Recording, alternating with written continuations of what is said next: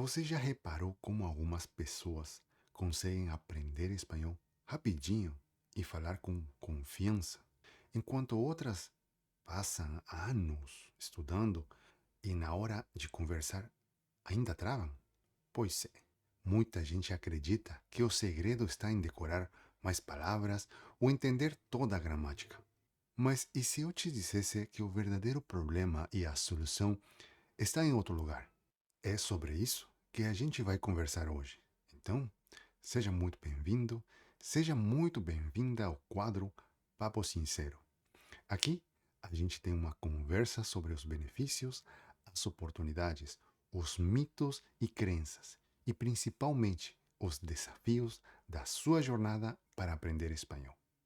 Aqui, o primo Jimmy. E se você for novo por aqui e ainda não estiver inscrito no canal, saiba que você está perdendo muito conteúdo prático para te ajudar a conversar em espanhol sem medo e com fluência real. Beleza? Então hoje eu quero te mostrar um dos maiores segredos da fluência real. Não é decorar mais de 1000 palavras, nem dominar todas as regras gramaticais. São dois elementos que transformam um espanhol travado num espanhol natural e confiante. E o melhor, você pode começar a treinar isso hoje mesmo. Vou te mostrar como, tá? Então, a pronúncia e a entonação são a chave para a fluência, beleza? Pronto para conhecer o jeito certo de aprender espanhol? Mas antes de mais nada, vamos entender por que a fluência e a entonação são tão importantes. Muita gente acha que aprender um idioma é só acumular vocabulário e gramática. Mas a verdade é que, se você não souber como as palavras soam e como as frases fluem, todo esse conhecimento teórico não vai te levar muito longe. É aí que entra o primeiro ponto fundamental para alcançar a fluência real: comunicação clara e eficaz. A pronúncia correta é o que garante que as pessoas te entendam sem esforço. Imagine que você está em uma reunião com colegas hispânicos e você quer dizer que faz exercício e sai para correr todos os dias. Aí você diz: eu corro todos os dias. Se você pronunciar o R como no português, você vai acabar dizendo eu corro. De repente, você vai perceber que surgem algumas risadinhas ou algumas caras de espanto. E você fica sem entender o que aconteceu.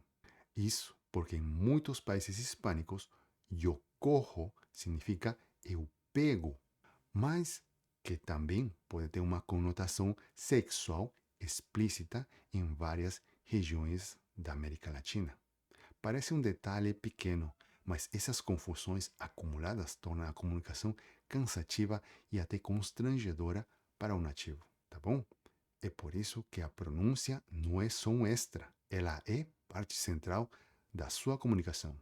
Você viu como os erros na pronúncia podem causar confusão e até situações constrangedoras. Afinal, a pronúncia é o que transforma palavras em mensagens claras. Mas o impacto dela não para por aí. Além de te ajudar a ser compreendido, ela também melhora na compreensão auditiva, que seria basicamente a forma como você entende os outros. Quando você treina seu aparelho fonador, que são os órgãos que permitem produzir os sons corretamente, seu cérebro também fica mais preparado para reconhecer esses mesmos sons quando ouve os nativos falando. É como falar por videochamada com o Wi-Fi fraco. A ligação trava, você entende uma parte, perde outra e tem que adivinhar o resto. Mas quando você começa a reconhecer esses sons com mais clareza, algo muda. Você entende melhor, responde com mais segurança e a conversa começa a fluir de verdade. O sinal do Wi-Fi ficou bom, então agora tudo flui com naturalidade e confiança. E no idioma é exatamente a mesma coisa. Falar com uma pronúncia mais próxima da do nativo faz com que a conversa flua melhor. Isso não só facilita a comunicação, como também aumenta sua confiança. Você deixa de se sentir como um estrangeiro que se vira e começa a se sentir parte da comunidade dos primos latino-americanos. Agora, o que diferencia o espanhol do português? Embora o espanhol e o português sejam línguas parecidas, existem diferenças fundamentais na melodia, nos sons e no ritmo. Vamos explorar essas diferenças para entender por que é tão importante treinar a pronúncia e a entonação. Pronúncia e sons diferentes. Sons nasais. O português possui sons nasais, como em pão, mãe, que não existe no espanhol. Isso significa que a pronúncia de algumas palavras será diferente, mesmo que a escrita seja parecida. Consoantes. A letra R tem sons distintos nas duas línguas, principalmente no começo da palavra ou no R múltiplo, onde é mais forte e gutural, como em rato ou carro no português. Já no espanhol, o R é geralmente vibrante, como em carro, perro ou Rafael. Agora, no português e no espanhol, no caso do R simples, pode ser igual de suave como em caro, por exemplo. Tem caro tanto no português quanto no espanhol, tá bom? Acentuação e ritmo das palavras. Em português, muitas palavras têm sons mais longos ou cantado no final, como em bebê. No entanto, a sílaba tônica, a que é mais falada com mais força, muda o ritmo da palavra. Por exemplo, bebê no espanhol é falado com mais firmeza e de forma mais rápida. Agora, bebe, que seria de beber, ou seja, mesmo quando as palavras parecem iguais, a forma de falar muda bastante. Gramática e conjugação verbal. O uso do infinitivo, no caso no português e no espanhol, usamos da mesma forma o verbo sem conjugação. Por exemplo, estudar, comer, viajar. Porém, quando o verbo se conjuga de acordo com o sujeito, coisa que acontece no português, mas não no espanhol, ficaria no português, por exemplo, para eu estudar, para nós comermos, antes deles viajarem. Correto? Só que no espanhol, o infinitivo é sempre impessoal, ou seja, não muda conforme o sujeito. Para estudar, para comer, antes de viajar. Percebeu a diferença? Conjugação verbal. O espanhol tem uma conjugação parecida com a do português, mas com algumas diferenças importantes. O uso do pronome sujeito no espanhol é muito comum omitir o pronome sujeito, porque a conjugação verbal já indica quem faz a ação. Por exemplo, no espanhol se diz voy al mercado. Você não precisa dizer yo voy al mercado, pelo fato de que o verbo voy, por si só, já indica o sujeito yo. Caso você não tenha entendido direito o exemplo, isso pode acontecer também por falta de domínio da pronúncia em espanhol. Agora, outra diferença importante é a conjugação do verbo no uso do futuro hipotético no português, que não existe no espanhol. Por exemplo, em português você diz: quando eu falar com ela, te aviso. Diferente do espanhol, que conjuga o verbo no presente hipotético, onde se omite o sujeito e fica: quando hable com ella, te aviso. Beleza? Deu para entender? Qualquer dúvida, escreva nos comentários para eu te responder do melhor jeito possível. Agora, o uso de pronomes pessoais no português é comum omitir o pronome sujeito, porque a conjugação verbal já mostra quem realiza a ação. Por exemplo, falo espanhol, estudamos inglês, chegaram ontem. Agora, no espanhol, O uso do pronome sujeito é mais frequente, mesmo que o verbo também indique o sujeito. No espanhol, o pronome é usado para dar clareza, ênfase ou estilo. Por exemplo, eu hablo espanhol, nosotros estudiamos inglés, ellos llegaron ayer. Vocabulário e falsos cognatos. Palavras semelhantes com significados diferentes. Existem palavras que são semelhantes em ambas línguas, mas têm significados diferentes.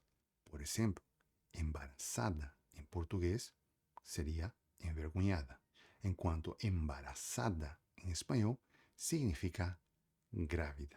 Palavras exclusivas.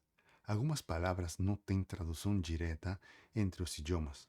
Por exemplo, a palavra saudade em português não tem um equivalente exato em espanhol. Essas diferenças podem parecer pequenas, mas fazem uma grande diferença na forma como você é percebido por falantes nativos. Agora vamos ver os benefícios de treinar pronúncia e entonação a partir de agora, tá bom? Esteja você no início ou não. Agora que você entende por que a pronúncia e a entonação são tão importantes, vamos falar sobre os benefícios de focar nesses elementos a partir de agora. Comunicação mais fluida. Quando você fala com clareza, os nativos te entendem sem esforço. Isso torna as conversas mais naturais e menos cansativas para ambos os lados. Maior confiança ao falar. Saber que você está pronunciando as palavras corretamente aumenta a sua segurança. Você não precisa ficar se preocupando se está sendo compreendido ou não. Melhora na compreensão auditiva. Ao treinar sua pronúncia, você também melhora sua capacidade de entender nativos falando em velocidade normal.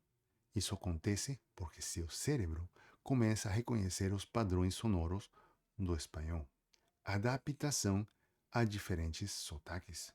Quando você domina a pronúncia padrão, fica muito mais fácil se adaptar aos diferentes sotaques regionais do espanhol, como o argentino, o mexicano ou o espanhol. O espanhol é um dos idiomas mais falados do mundo e é uma das habilidades mais valiosas para brasileiros. Mas para aproveitar todo o potencial dessa língua, você precisa ir além do vocabulário e da gramática. Focar na pronúncia e na entonação é o que vai te levar à fluência real. Agora é a sua vez de agir. Comece hoje mesmo a treinar sua pronúncia e entonação.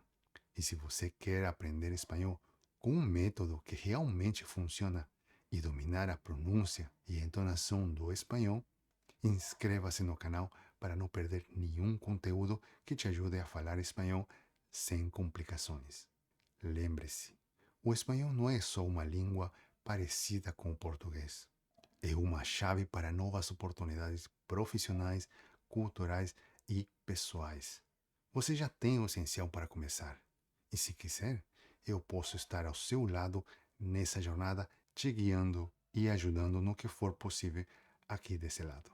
Agora, se você quer aprender espanhol muito mais rápido e se divertir no caminho, chama alguém para te acompanhar nessa trilha de aprendizagem. Pode ser seu marido, sua esposa, um amigo ou um primo. Acredite, vocês vão se divertir e aprender espanhol muito mais rápido do que se forem sozinhos, beleza? Muito obrigado por ter chegado até aqui e a gente se vê na próxima conversa, na próxima aula, tá bom? Um forte abraço e até a próxima.